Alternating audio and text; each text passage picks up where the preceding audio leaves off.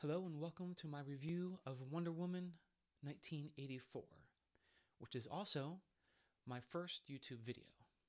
So please forgive any screen issues. I've got a picture going that side, and I'm not exactly sure if everything's going to line up right on the whole left side or right side, depending on which way we're looking. But thank you for coming, and let's get into it. Wonder Woman 1984 finally made it to theaters this Christmas after several delays because of COVID-19.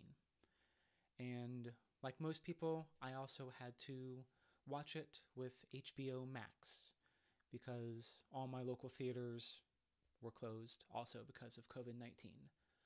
Many people, if not almost everyone in the United States, is probably in a similar situation. Now, I chose to pay for a full month of HBO Max rather than trying to get one of the trials that are still available, till July 15th, I think. January 15th.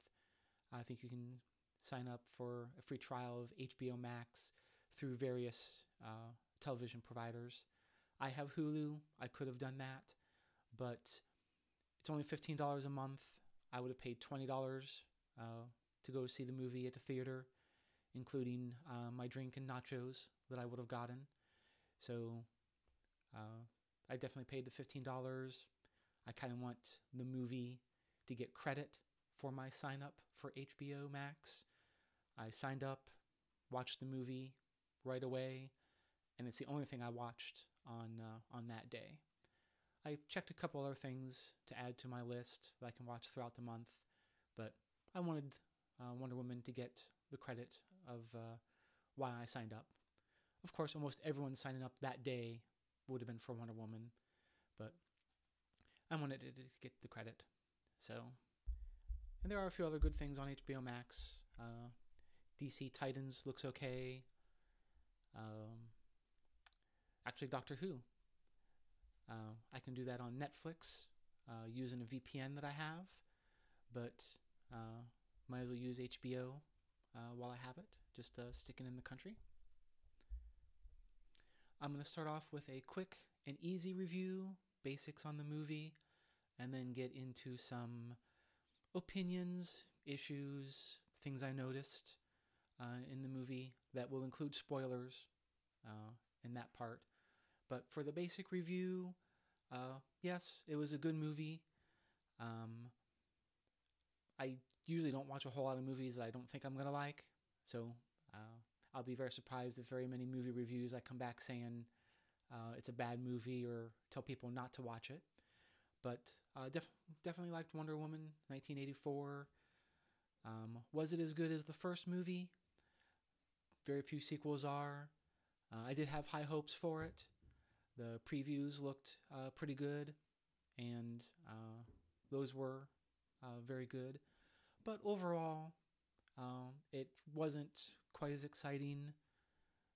The fight scenes weren't quite as good, and it was kind of long. There were several slow parts that made it seem long, but good information. It was fun. It was cute. Definitely, gonna recommend anyone who has any interest in Wonder Woman or comics in general, superhero stuff, and especially if you've seen the first one, definitely go see this. It's a good movie. I rewatched it to get a lot of my facts for the review going, and I did skip through some of those slower parts. But it was still a good rewatch. Of course, you catch things as you rewatch it. That could be one of the benefits of using HBO Max. You can rewatch the movie and not have to pay anything extra. So that's nice.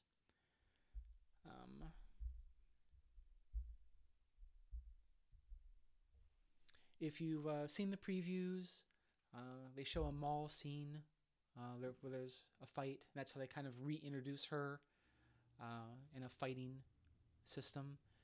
and that was fine. It was cute. The previews, we were kind of hoping a little more out of it, so it didn't really wow me, but it was nice.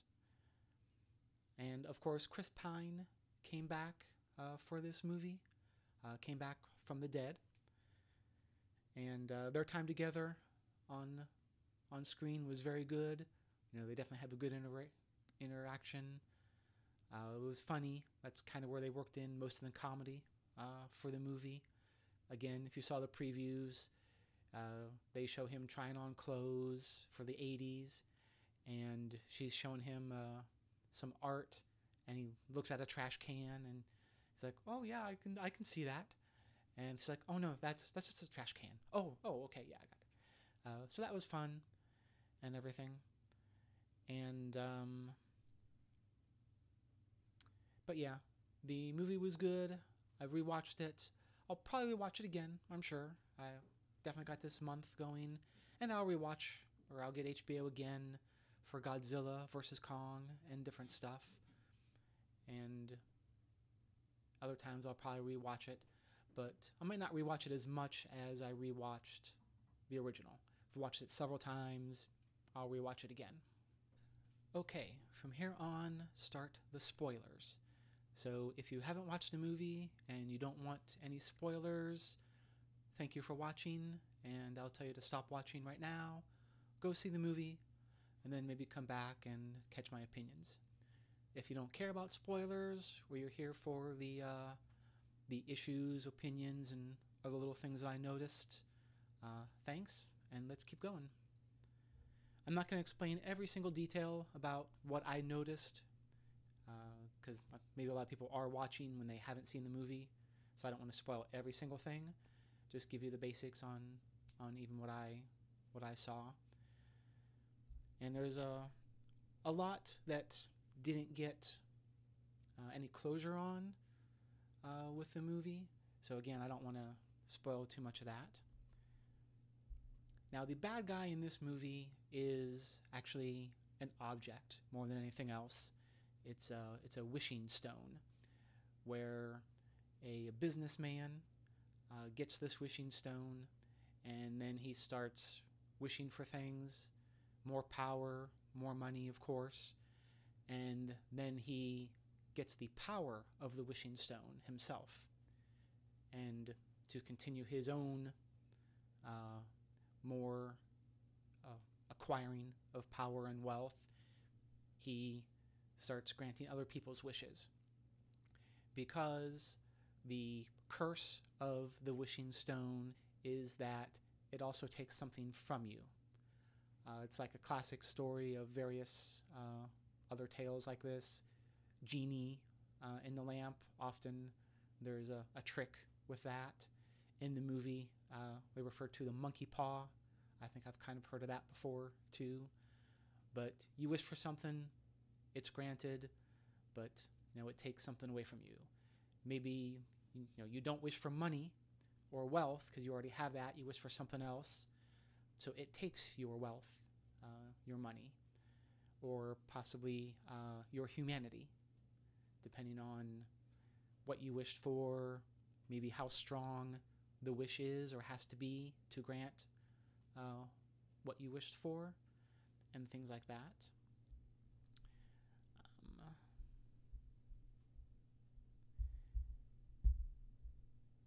And I'm still working on how to use all of this.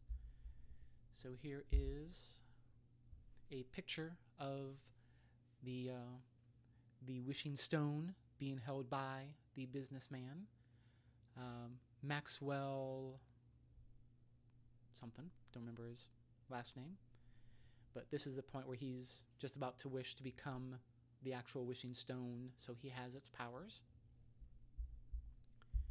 So unlike a lot of movies, superhero movies especially, where the bad guy is a demon, some other super character, it's the stone, it's the businessman kind of, because he in his journey or whatever of granting all these wishes to other wealthy people, world leaders. It causes havoc around the world. And it actually pretty much leads to the brink of World War III, even to the point of where nuclear missiles get launched. So the bad guy's, not a person. And I saw some headline where the author, Patty something, don't remember her last name either, who wrote and directed the movie, said that they wanted to humanize the people. So, you don't hate this businessman. You kind of feel for him. And then even Cheetah, who is maybe, I don't know if you just heard that, but it's a little sound notification I have on my phone that lets me know when the battery's been charged to a certain percent. And it just went off there. I don't know if I'll be able to cut that out or not. But it's kind of fun. I'll leave it in. But Cheetah is in the movie. And you might think, in watching the previews and that she is the main bad guy. She's not. Again, she's kind of a friend of Wonder Woman, Diana Prince, for a short time in the beginning. And then she gets a wish, and she ends up getting the powers that she has. And she only fights Wonder Woman a couple times. They're good fights. The last one issue I'll mention a little later on is Wonder Woman's magic lasso, and that I think it gets used way too much in the movie, and the things that happen with it or that she can do with it, little too much. Obviously, you have to let things go. It's a superhero movie, comic book, just like Captain America's shield in the Avengers and that. As Spider-Man says in one of them, the shield defies, normal laws of physics. So does her rope. And I definitely understand that. One of the previews that I really liked was showing her lassoing lightning as she was swinging places. I called it riding the lightning, and I really liked that part. So probably can't complain too much about the other things the lasso does, but kind of don't like, just how much it was used. Lasso gets used so much in the movie, and it seems to have an infinite length. It's jumping ahead a little bit.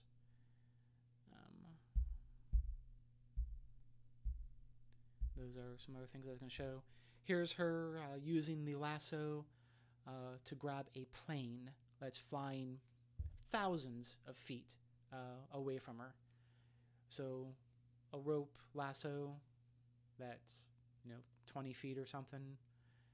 She ends up being able to go at almost any distance that she needs. But again, can't complain too much since I really like the riding the lightning part. Turn off the pictures to rearrange them, and that didn't work so well, so I still couldn't see it. So we'll head back to the regular picture view.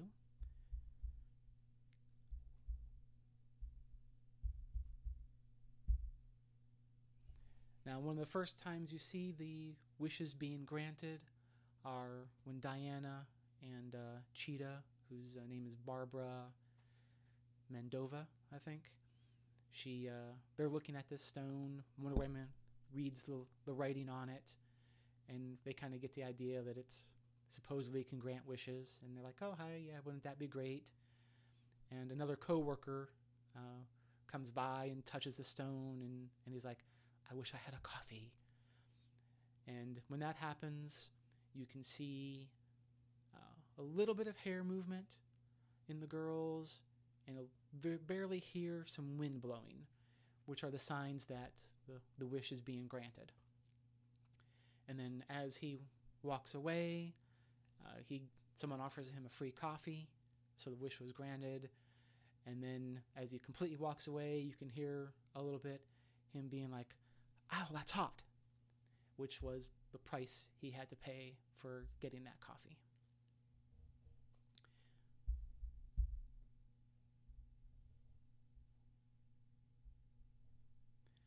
Now, as they continue on talking about the Wishing Stone and its powers and that, they actually find that, the ring that Wonder Woman was able to read the information on has other writing on it that she recognizes as being from one of the ancient gods that she's familiar with, and she knows that it's a trickster god. She's like, oh, this is really bad. And it's actually this golden ring here that actually gives the power to the object that it was on. In this case, it was a stone. Stone looks cool. The ring fits right on it. But it could have been any object whatsoever, or any other stone. So I think that's actually the golden ring here that is actually giving the power to things. Although throughout the movie they only talk about the stone and that. But the ring is actually the most important thing. And here is a picture of it just laying on a desk after she looked at it. And it's where Maxwell got the wish to become the stone himself. The stone actually disintegrated, leaving all this dust that you can see.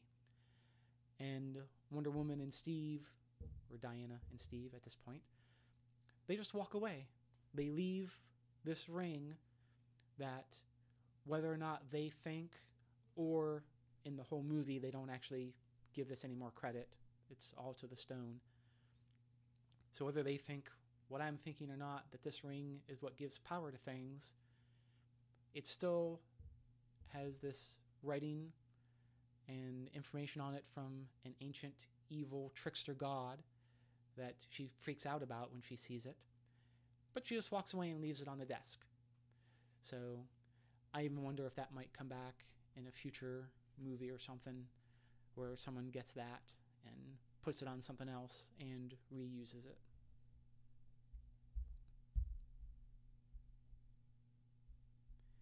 Now, as they start to go after Maxwell, they realize he went to Egypt. He goes there to get more oil, because that's kind of the foundation of his own business that he wants to improve, is oil. So he go there and he wants to, give wishes to different countries and leaders over there who have oil, so he can grant their wish for whatever it is they want. But hey, I'm going to take your oil. So they go out, and I don't know if it's at the Smithsonian Museum or just an airport, or how they got to this exact plane. But she takes them to this place, and they choose this plane to go to Egypt from Washington, D.C. Now, I used to be more into planes when I was younger, so I don't know exactly what this is. It looks like an F-4 Phantom, but not quite. The wings, I think, are too straight. The Phantom, I think, has a little curve up on its wings and that. But maybe this is an earlier version of that. Maybe an English version or something. But they do show it with extra fuel tanks. But still, there's no way this airplane is going to get to Egypt, which is like 6,000 miles away. The F-4 Phantom that I looked up real quick has a range of less than 2,000 miles. So even with the extra fuel tanks, it's not going to get there.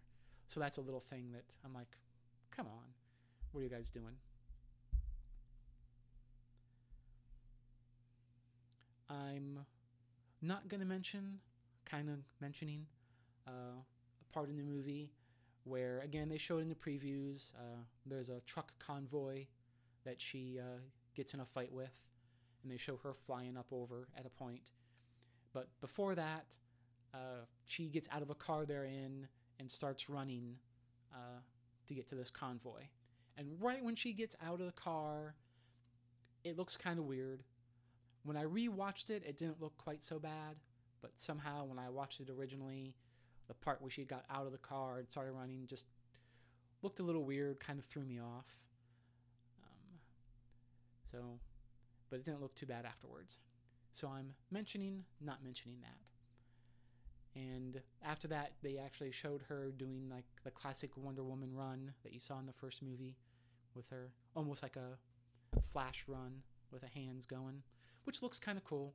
I think it's also used in some of the trailers and posters and that, because it looks kind of cool with her, just her face and running there. One thing during the movie that they talked about was Diana mentioned how mankind at one time enslaved the Amazons. And she does that when she talks about that gold suit that she eventually wears, and again is in a lot of the promos and that. And she talks about how it was made by all of the Amazons, or maybe just a lot of the Amazons, giving all of their armor to make this one suit for one Amazonian woman. The one that probably been referred to in the original, even the first movie, that she stayed behind and she kind of protected the rest of the Amazonians as they escaped mankind and then went to their island, which was also kind of referenced in the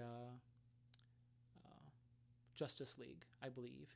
She talks about how the Amazonians fled to an island that they can never leave, which is something I always kind of wondered about, puzzled.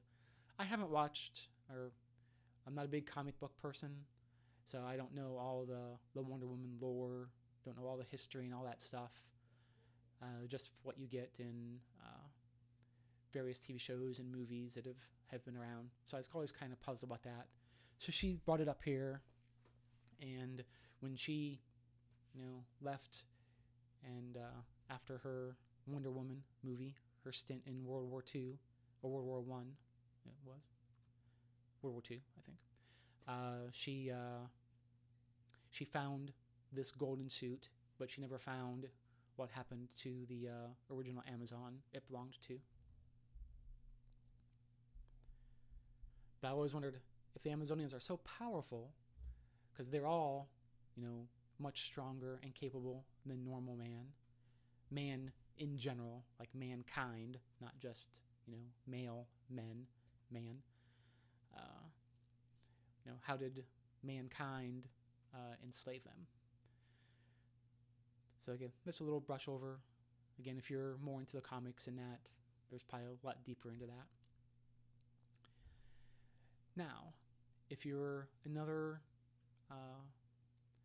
sci-fi fan, especially Doctor Who, you just might kind of recognize the President of the United States in this movie.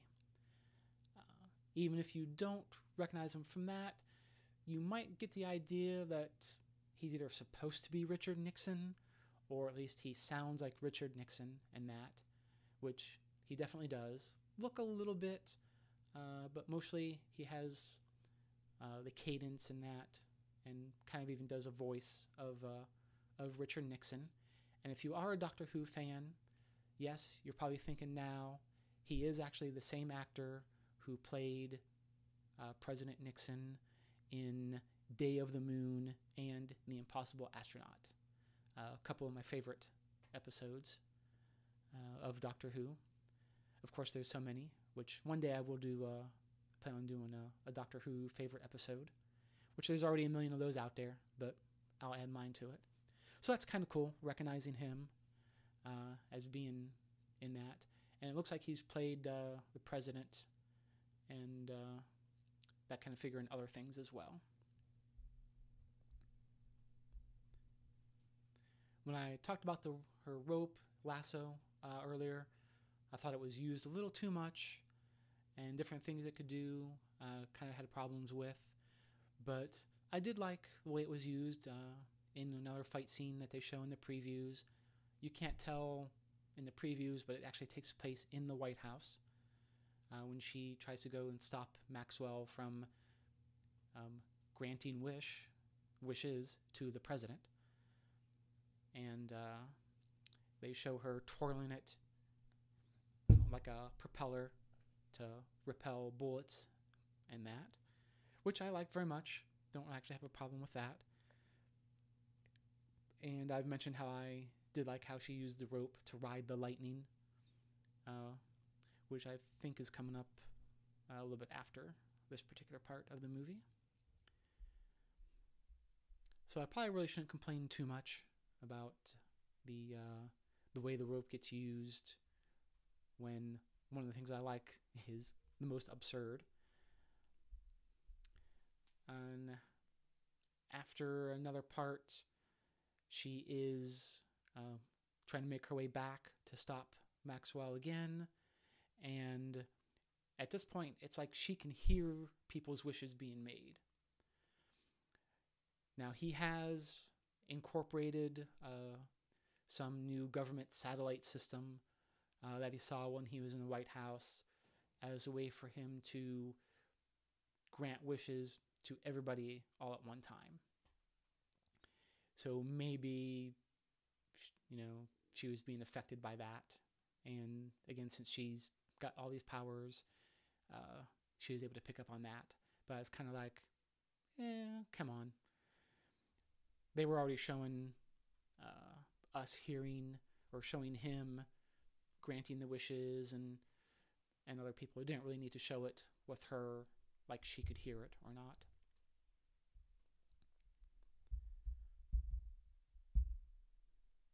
And I kind of keep forgetting I've got these pictures to show. At this point, she is flying back to try to stop him, because now he is reaching everybody and he's granting every wish. People are wishing, I hate you, I wish you would die. I wish, of course, for money and all kinds of other things that they show. So now she's trying to fly back to get to that. Oops.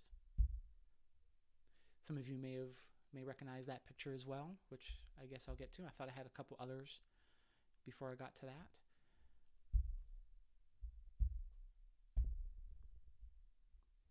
And of course, she fights Cheetah to get to Maxwell Lord. Again, it was okay. It's the final fight scene. Didn't really like it quite so much. A lot of lasso work. Her and Cheetah are swinging. Cheetah's swinging on power cables that broke loose. Wonder Woman's using her lasso, and they're just swinging and fighting, kind of like you might do on a playground on swings or something. If you have two swings close by, you and your friend kind of hanging on it and kind of kicking each other and stuff like that. So wasn't the best end fight scene or anything. And then she gets to Maxwell, and she starts, been pleading with him to stop granting the wishes, look at what it's doing. And of course, he's still like, why not more? You can always have more. And during the wish giving, as I mentioned earlier, wind blowing is a sign that wishes are being granted. So now that he's granting so many wishes to possibly everyone in the world, there's just huge wind. She can't even lasso him or anything. And she's being blown around. She falls down. And the last time you see her lasso, it's just laying there. It's, again, she can't supposedly use it, so it's not doing anything. And then she's just kind of pleading again. Look at what it's doing to your humanity. You're not the only one who wishes for more or wishes things could be different. But look at what it's doing. Please renounce your wish. And he thinks he's talking, or she's talking to him. But then she's like, I wasn't talking to you. And then they pull back. They show that somehow she got the lasso wrapped around his leg. And she was actually reaching out to all the people that he was now touching and reaching as he was giving his wishes. And of course, everybody hears her message, and they start renouncing all of their wishes. Things go back to normal, and even the missiles that got launched disappear, explode in midair, whatever happens to them. So the nuclear World War III gets averted. And then even he himself, although his son has been wishing for him to come back to him this whole time, I think he just finally hears it. And maybe a little bit with her lasso being around him helped him hear that a little bit more. And then he's like, oh, my son, Alexander, whatever his name is. You can see I paid a lot of attention to various names of people in the movie, huh? Unless they're the main characters. Well, I guess even them, I couldn't remember Barbara's last name exactly, or Maxwell's. But that is also one thing I kind of didn't like the movie, how touchy-feely it was, especially at that end. But even through the whole movie, it was all very touchy-feely. Oh, look at what you're doing. Hate to just keep saying touchy-feely, but it's the only way I can really explain it. When you watch it, or if you've watched it, you'll know what I mean. Just very emotional. She didn't stop the bad guys by fighting or anything like that. Just this pleading to your better self, which is nice and everything, but maybe a little too much from even my taste. And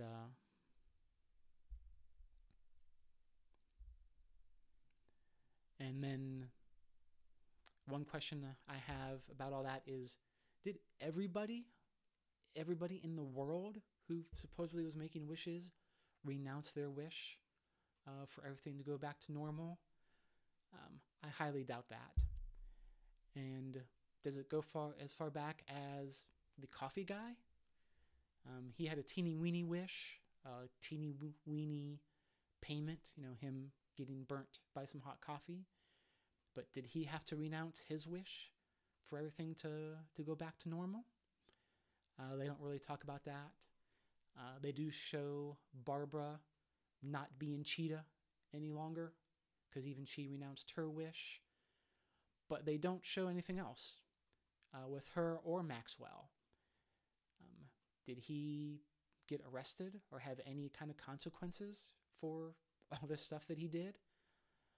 And Cheetah, Barbara, wasn't really that bad of a person. She tried to stop Wonder Woman a couple times because she didn't want to give up her wish, but she wasn't a bad, evil person, really. Did her and Diana make up and become friends afterwards? Did everything go back to normal for her? And that? They don't cover any of that. One thing that is in one of the previews for the movie that either they changed or wasn't exactly in the movie is you hear Diana saying, "Greatness isn't what you think." Now, in the movie, they actually have someone else saying that. Early in the movie, they do show her as a little girl again, just like they did in the first movie. And they have that one great Amazon teacher talking to her before Diana is going to participate in a contest. And she says that. Excuse me. But I'm sure in the commercials for it, it was Diana even saying it. So they probably filmed her saying that to someone at some point, but it didn't make it in the movie. Or if it was just the other person and they put it in, it definitely makes you think that it's her. And as I said, the wishing stone was kind of a common thing in a lot of stuff. And what he did, granting people's wishes with a trick, was something that a lot of other sci-fi fans might recognize. In Babylon 5, there was a character, Mr. Morden, who worked for the really bad guys, the Shadows, and he would go around and he would ask people, "What do you want?" And oftentimes, again, it was power, or something along that lines, and he and the Shadows would make that happen, usually by destroying uh, cities, fleets of ships, even whole planets. And of course, the cost for that was again uh, actually universal conflict. Started a great war in that, but Maxwell in Wonder Woman here is essentially that kind of character. I kind of like that comparison. The uh, person just being like, "What do you want? And what if I could actually grant you that wish? But what will it cost you?" And another thing that I noticed in the movie, and even back to the first Wonder Woman movie, is Steve's watch. When Steve first comes to her in this movie, Wonder Woman 1984, he puts the watch in her hand the same way he did in the first movie, and the time on that watch is 9:15, or abouts. They move away pretty quick, but it's right around 9:15. She has his original watch in her apartment, and they show that, and the time on that is around 9:05. I presume it stopped years ago, and it's just sitting there on that time. Maybe it stopped. Well, it shouldn't have stopped when he gave it to her, because it wasn't involved in the crash or explosion or anything. And then the time on his watch, in the first movie, when he originally gives it to her and puts his hands over top of it, the same way in this movie, it was 8:57. So it all happened around 9 o'clock, but I was really hoping that the time on all three of the watches would have been the same time. 9:15 in this case would have been a good time for that. So that is, I think, all for my review, observations, opinions, and a little bit of complaints about Wonder Woman 1984. Again, nothing major. It's a sequel, so it wasn't quite as good as the first movie, but it's definitely a good movie if you have any interest in Wonder Woman or comic book characters and stuff like that. Definitely watch it. I'm, of course, going to ask you to subscribe and come back and watch whatever other videos I start putting out. I'm not going to mention the bell. I think that's stupid. Just come back, subscribe, and watch whatever I put up. You can put it on mute. You can go to a different tab, a different browser or something. Just let it play, just so the credit gets made to different videos being watched. Thanks, and talk to you later.